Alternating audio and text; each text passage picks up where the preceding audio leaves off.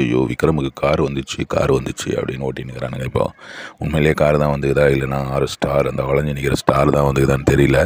எப்படியும் இன்னைக்கு சாயந்தரம் எபிசோடுக்குள்ளே தெரிஞ்சிடும் அப்படின்னு நினைக்கிறேன். என்ன வாழ்க்கைப்பா இது அப்படின்னுக்கிறான் சுரேஷுக்கு என்னங்க இது அதில் மணி வந்து போய் சர்க்கரை கேட்டுனுக்கிறான். சுரேஷுக்கு என்ன வருத்தம்னா ஒன்றுமே பண்ணாமல் இப்படி கார் வாங்கிட்டானேடா அப்படின்னு மாப்பிள்ளைன்னு ஆனாலும் வந்து அவருக்கு இந்த உள்ளுக்குள்ளே அந்த வயிற்றுச்சல் இருக்குது. வயிற்றுச்சல் இருந்து என்ன யூஸ், அப்படி தான்டா வாழ்க்கை அப்படின்றது இப்போ தான் புரியும் போல இருக்குது.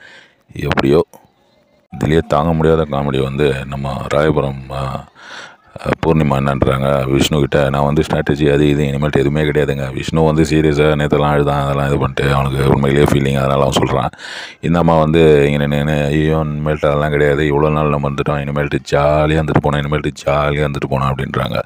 என்ன தான் இந்த ஜாலினா என்னன்னு சொல்கிறாங்கன்னு தெரியல, ஒரு என்ஜாய் பண்ணிட்டு போனோம் அப்படின்றாங்க. என்ன தான் சொல்கிறாங்கன்னு புரியல. இவ்வளோ நாள் என்னமோ வெட்டி முடிச்ச மாதிரியும் இதுக்கு மேலே தான் என்ஜாய் பண்ண போகிற மாதிரியும் பேசினுக்கிறாங்க. அதை முதல்ல வெளியே அனுப்பி தொலைங்க சார். ஏன் சார் இந்த மாதிரி வன்மம் காக்கிற இந்த மாதிரி வெக்கங்கட்ட ஜென்மங்களெல்லாம் எடுத்துன்னு வந்து பிக் பாஸில் போட்டு அந்த பூர்ணிமா மாயா அது ரெண்டு இல்லாமல் இருந்தது எவ்வளோ அழகாக இருந்திருக்கும் அந்த ஷோவில் வந்து காம்படிஷன்லாம் வேணுங்க. இந்த மாதிரி வந்து தான் பெரிய அறிவாளி அப்படின்னு நினச்சிக்கிறவன் வந்து காம்படிஷனுக்கு தேவையில்லாத ஒரு இந்த காலகட்டத்தில் இது வந்து இந்த மாதிரி ஆளுங்க தேவையில்லாத ஒரு இதுன்னு தான் எனக்கு தோணுது.